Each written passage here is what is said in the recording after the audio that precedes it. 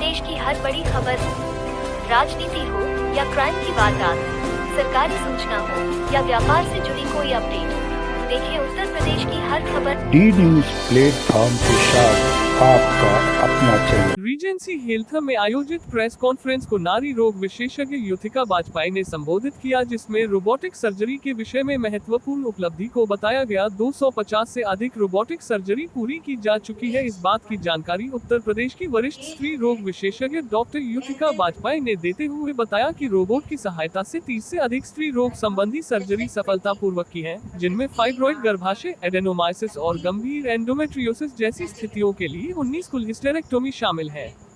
इस मामले में गर्भाशय योनि के आगे बढ़ने के 2 मामले भी शामिल थे, जिनका कंबाइंड टोटल हिस्टेरेक्टमी, सैक्रोस्पिनस फिक्सेशन और कल्डोप्लास्टी।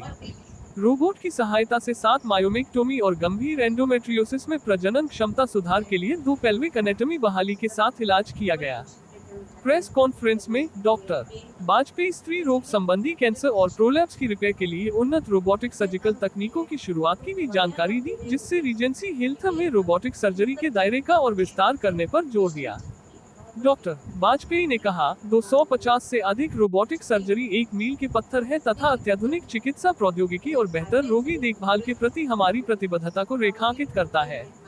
इन शुरुआती मामलों की सफलता ने जटिल स्त्री रोग संबंधी स्थितियों के उपचार में रोबोटिक सर्जरी की सटीकता और प्रभावशीलता है। यह उपलब्धि न केवल हमारी टीम के कौशल और समर्पण को उजागर करती है, बल्कि रोबोटिक सर्जरी में आगे की प्रगति के लिए मंच भी तैयार करती है। हम स्त्री रोग संबंधी कैंसर और प्रोलैप्स की रिपेयर लिए नई उन्नत रोबोटिक तकनीकों को लेकर रोमांचित हैं, जो उच्चतम गुणवत्ता के साथ नवीन उपचार प्रदान करने के हमारे मिशन को जारी रखते हैं। परिचय देते हुए प्रेस कॉन्फ्रेंस के बारे में मैं doctor Yuthika Sharma Vajpayee, senior consultant gynaecology department of animal incision surgery, laparoscopic surgery and robotic surgery from Regency hospital. आज की ये प्रेस कॉन्फ्रेंस हुई है जो हम लोगों ने रीजेंसी हॉस्पिटल के अंदर फर्स्ट सक्सेसफुल रोबोटिक सर्जरीज करी है, उसके बारे में जनवरी 2024 में रीजेंसी में जो रोबोटिक मशीनरी लगी थी, जिससे हम लोगों ने सर्जरी शुरू करी। अभी तक 50 cases of robotic surgery various departments में हो चुके हैं, जिसमें से गायनेकोलॉजी में मतलब कि स्त्री रोग में जो सर्जरीज हुई हैं वो करीब 50 के करीब सर्जरी हम लोग कर चुके हैं। उनके सक्सेसफुल कंप्लीशन और उनकी आउटकम के बारे में डिस्कस करने के लिए इन सर्जरीज में हमने वो चीज़ पाई कि ये सर्जरी काफ़ी हद तक पेशेंट की इम्प्रूवमेंट के लिए कारी होती है। इसमें ब्लड लॉस बहुत कम है, इन्फेक्शन नहीं है, हॉस्पिटल स्टे बहुत कम है। पेनलेस सर्जरी जिसे हम कहते हैं उस कैटेगरी में आती है। तो एक एवरेज यूट्रस की सर्जरी से हिस्टेरेक्टमी कहते हैं, वो सर्जरी 20 मिनट में less than 20 ml of blood loss, less than 20 hours of hospital stay और 20 दिन में रिटर्न टू फंक्शन, इस एवरेज ड्यूरेशन में हमने अपने 50 केसेस में देखा। एक्सेप्टेबिलिटी ऑफ सर्जरी भी बहुत अच्छी है, क्योंकि हर स्ट्रेटा के लोगों ने इसको एक्सेप्ट किया है, right from doctor, professor to house wife to even गाँव के लोगों ने उसको एक्सेप्ट किया है। और सर्जरी के हमने बहुत फ़ायदे ये देखे कि अब 1 महीना 2 महीना फॉलोअप के बाद में पेशेंट इतने सेटिस्फाइड फील कर रहे हैं, they have return to the normal function. कई लोग जो जॉब में थे उन्होंने अपने जॉब विदिन 20 डेज ही स्टार्ट कर दिए थे। तो सर्जरी के काफ़ी लाभकारी परिणाम हमें मिले हैं। एक दूसरी बात है जो हम अभी एक एडवांस ट्रेनिंग आफ्टर दिस जो नेक्स्ट लेवल पे हम लोग जा रहे हैं, वो अभी हम एक एडवांस ट्रेनिंग करके आए हैं बैंगलोर से, जहाँ से हमने कैंसर सर्जरी के लिए भी रोबोट का यूज़ का ट्रेनिंग लिया है और वो केसेस भी हम नेक्स्ट मंथ से शुरू करेंगे।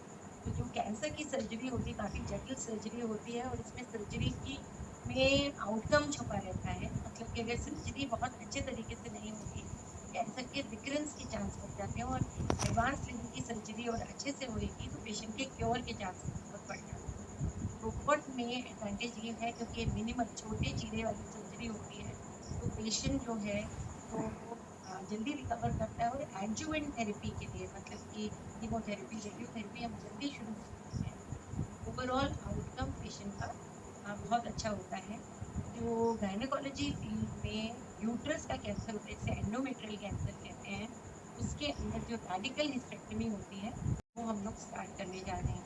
इसके अलावा एल्डरली महिलाओं में जो बच्चेदानी खिसक जाती है, जिसे प्रोलैप्स कहते हैं, वो सर्जरीज भी काफ़ी एजेड महिलाओं में किया जाता है, जिनकी बॉडी काफ़ी वीक हो गई होती है, उन्हें ज़्यादातर एडिशनल प्रॉब्लम होती है। प्रोलैप्स सर्जरी भी और उसमें रिकरेंस का भी चांस होता है कि हमने सर्जरी कर दी तो बाद में फिर से वॉल्ट प्रोलैप्स हो जाता है। इस सर्जरी के लिए भी हम ट्रेनिंग लेकर आए, ये भी अगले महीने से प्रोलैप्स सर्जरी के लिए रोबोट का ट्रेन होता है। ये हम advance training. Madam, normal surgery की अपेक्षा जो रोबोटिक सर्जरी आप बता रहे हैं, कॉस्ट का भी कुछ डिफरेंस है? हाँ, ये एक कॉस्ट का डिफरेंस अगर हम सर्जिकल कॉस्ट देखें, रोबोटिक सर्जरी में सर्जिकल कॉस्ट, लेकिन हम पूरी बीमारी की कॉस्ट देखें, जिसे कॉस्ट इफेक्टिवनेस कहते हैं, वो ऑन एन एवरेज एक समान ही करते हैं।